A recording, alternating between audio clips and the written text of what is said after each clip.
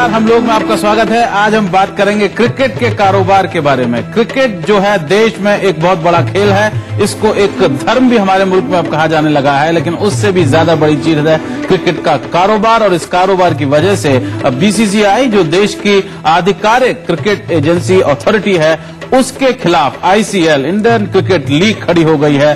दोनों जो हैं अब अदालत में पहुंच गए हैं। एक तरफ कपिल देव हैं, दूसरी तरफ गावस्कर हैं। तो इससे बड़ा महासंग्राम क्रिकेट के मैदान से बाहर हमारे मुल्क में नहीं हो सकता। और इसी के बारे में हम बात करेंगे कि देश में जिस तरह से उदारीकरण के बाद में दूसरे इंडस्ट्रीज में फायदा हुआ है, क्या उसी तरह से क्रिकेट को इस उदारीकरण का, इस लिबरलाइजेशन का फायदा हो सकता है। हमारे साथ यहाँ तमाम विशेषज्ञ लोग मौजूद हैं और साथ ही बीसीसीआई के प्रवक्ता भी अभी कुछ देर में आएंगे। लेकिन सब लोग जो यहाँ पर मौजूद हैं उनसे पूछना चाहूंगा, जो क्रिकेट देखते हैं और सारा पैसा जो बनता है उन्हीं की वजह से बनता है, क्योंकि ये लोग क्रिकेट देखते हैं, माल खरीदते हैं लोग और उसके बाद में सारा पैसा क्रिकेट में आता है। कितने लोग समझते हैं कि आईसीएल हुआ ये ठीक हुआ?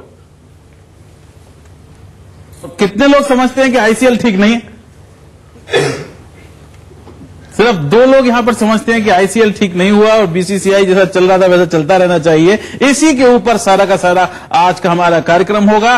क्या क्रिकेट का ये उदारीकरण अच्छा है? अभी हिंदुस्तान में क्रिकेट बोर्ड के खिलाफ आईसीएल इंडियन क्रिकेट लीग अदालत में चली गई है और उनका कहना है कि बीसीसीआई का इसके ऊपर मोनोपोली नहीं होना चाहिए। हिंदुस्तान में जब से सरकारी इंडस्ट्री की मोनोपोलीज खत्म हुई हैं, तब से आम लोगों को फायदा हुआ है। पहले देश में सिर्फ एक एयरलाइन होती थी, अब दर्जन एयरलाइन है। लोगों के टिकट, जो यात्रा का जो खर्चा है वो कम हो गया है। पहले सिर्फ एक टेलीकॉम कंपनी होती थी सरकारी, अब हमारे यहाँ दर्जनों टेलीकॉम कंपनी हैं और 50 पैसे में अब आप फोन कर सकते हैं। साथ ही तमाम इस तरह के उदारीकरण से फायदा जो है वो लोगों को हुआ है। लेकिन क्रिकेट जो है, क्या इसको भी हम वैसे ही इंडस्ट्री की तरह देखें और क्या इससे लोगों को फायदा होगा? आईसीएल बीसीसीआई को अदालत में ले गया है। आईसीएल के वकील हमारे साथ में है हितेश जैन, उनसे पूछते हैं कि क्यों उन्होंने ये कदम उठाया है। शुरुआत इनसे ही करते हैं। हितेश साहब, ये बताइए कि मुद्दे मोटे मोटे आपने जो उठाए हैं बीसीसीआई के खिलाफ, वो क्यों उठाए? चूंकि मामला अदालत में है, इसलिए मैं मेरिट्स और डीमेरिट्स पर कोई टिप्पणी नहीं करूंगा,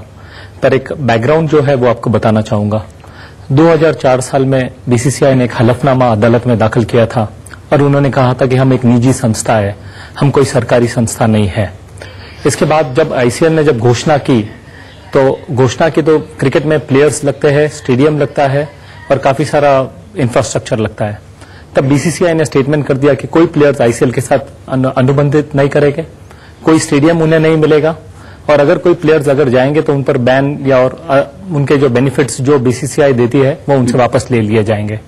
तो इसका मतलब यही था कि आईसीएल एक निजी संस्था है, बीसीसीआई निजी संस्था है और इस अदालत में जाने का जो उद्देश्य है, हर निजी संस्था को अपना अनुसरण करने का स्वतंत्र अधिकार है। बिल्कुल, लेकिन बीसीसीआई जो है उनका ये कहना है कि वो एक निजी संस्था जरूर है, लेकिन वो इस देश का रिप्रेजेंटेशन जो है वो आईसीसी में करते हैं और इस तरह से उनका जो काम करने का तरीका है वो बिल्कुल दूसरा है और वो प्रॉफिट बनाना, पैसा जो है उसको बनाना उनका जो है एकमात्र ध्येय नहीं है।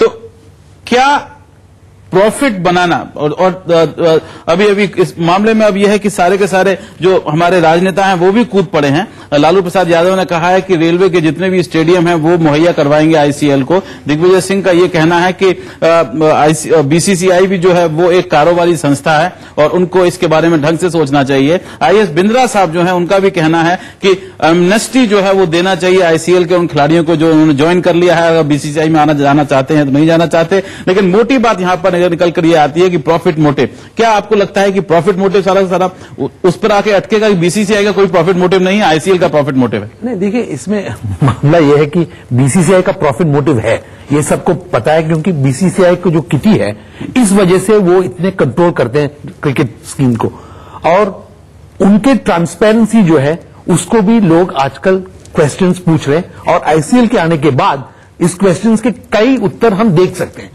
कि उन्होंने कॉन्ट्रैक्ट्स को इंप्रूव किया, उन्होंने जो एफर्ट्स कर रहे हैं प्लेयर्स की तरह, वो सिर्फ कंपटीशन की वजह से हुआ है। जब तक आईसीएल के डीप पॉकेट्स इस्तेमाल करके वो असल रियल कंपटीशन प्रोवाइड करे बीसीसीआई को, गेम का स्टैंडर्ड ऊपर ही जाएगा।